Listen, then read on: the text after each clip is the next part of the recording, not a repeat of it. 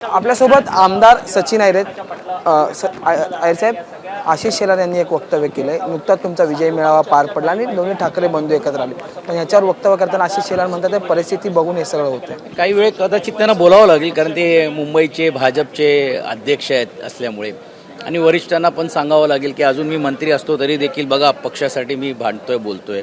कालपर्यंत जे dinner diplomacy करत होते, कालपर्यंत जे जाऊन त्यांच्याशी संवाद साधत होते, सूचना घेत होते, त्यांचा सल्ला राजकारणातला घ्यायचे, आज ते त्यांच्यावरती टीका करण्याची वेळ त्यांच्यावर का यावी यातूनच हे स्पष्ट होतं की त्यांची पायाखालची वाळू ही घसरत चाललेली आहे।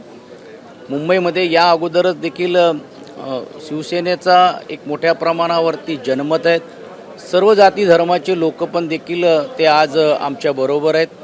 असं असताना मराठीच्या मुद्द्यावरती मनसे सरकार राजकीय पक्ष पण जर आमच्याबरोबर आला आणि त्यातून जर उद्या युती जर झाली तर मोठ्या प्रमाणावरती भारतीय जनता पार्टीचे विद्यमान नगरसेवकांच्या मतदारसंघावरती पण देखील परिणाम होऊ शकतो, हे ते जाणून आहे, म्हणून वारंवार त्यांना हे बोलावं लागतंय। एकीकडे ते असं म्हणतात आहे, दुसरीकडे राज्याचे मुख्यमंत्री देवेंद्र फडणवीस हे एका कार्यक्रमाला काल उपस्थित होते आणि त्यांनी म्हटले की विधानसभा अध्यक्ष राहुल नार्वेकर यांनी शिवसेनेबाबत आणि अजित पवारांच्या राष्ट्रवादीबाबत जो निर्णय दिला तो योग्य शिवसेनेचा आणि योग्य राष्ट्रवादीच्या बाबत सरकार चालवण्यासाठी त्यांना हे बोलावं लागतोय, परंतु अजूनही न्यायालयाकडे हे विषय न्यायप्रविष्ट असताना राज्याचे मुख्यमंत्र्यांनी कितपर्यंत याच्यावरती वक्तव्य करावं हा प्रश्न आहे।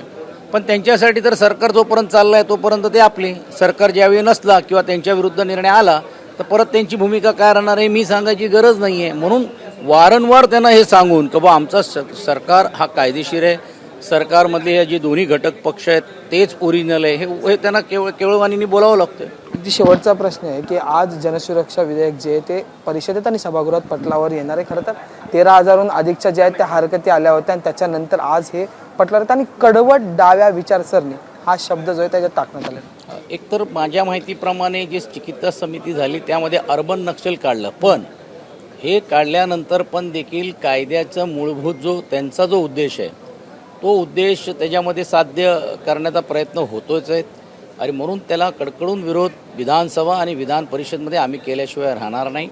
याच बाबतीतल्या पहिल्याच दिवशी मोर्चा त्या सर्व संस्थेच्या लोकांनी, संघटनेच्या लोकांनी उपस्थित केला होता, मोर्चा काढला होता, आणि त्या मोर्चाला पण देखील मी स्वतः आणि विशेषतः राज्याचे माजी मुख्यमंत्री आणि आमचे पक्षाचे नेते उद्धव बाळासाहेब ठाकरे यांनी पण पाठिंबा यासाठी दिलं की निवळ फक्त डाव्या चळवळीतल्या लोकांपुरता मर्यादित नाही आहे, भविष्यकाळामध्ये मोठ्या प्रमाणावरती कामगार संघटना असतील, इतर संघटना असतील, ह्याच्यावर पण त्याचा परिणाम होऊ शकतो। गरीब विद्यार्थ्यांसाठी यशवंतराव होळकर योजना जी आहे ती आपण लागू केलेली आहे, पण या योजनेत मोठ्या प्रमाणात भ्रष्टाचार झाला आणि विशेषतः मंत्री अतुल सावे यांच्या जिल्ह्यात हा भ्रष्टाचार झाल्याची माहिती माझाच्या इन्व्हेस्टिगेशन रिपोर्टमधून समोर आली। माझाचं कौतुक करतो की त्यांनी फार महत्त्वाच्या गोष्टीला जाऊन जे सरकारचं काम आहे ते त्यांनी करण्याचं काम केलेलं आहे, मी खरोखर कौतुक करतो। कारण अशा छोट्या छोट्या वर्गांना पण देखील ह्याचा न्याय मिळत नाही हे आम्ही वारंवार वरडून बोलतोय, पण विरोधी पक्ष बोलतोय त्यांना काय पडली नाही आहे।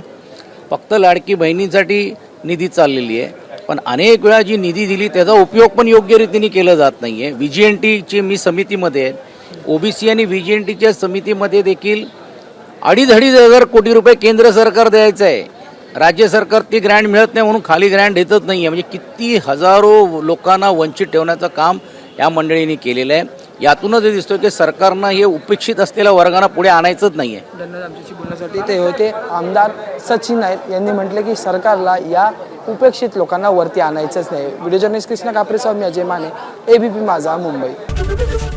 ABP माझा, उघडा डोळे बघा नीट।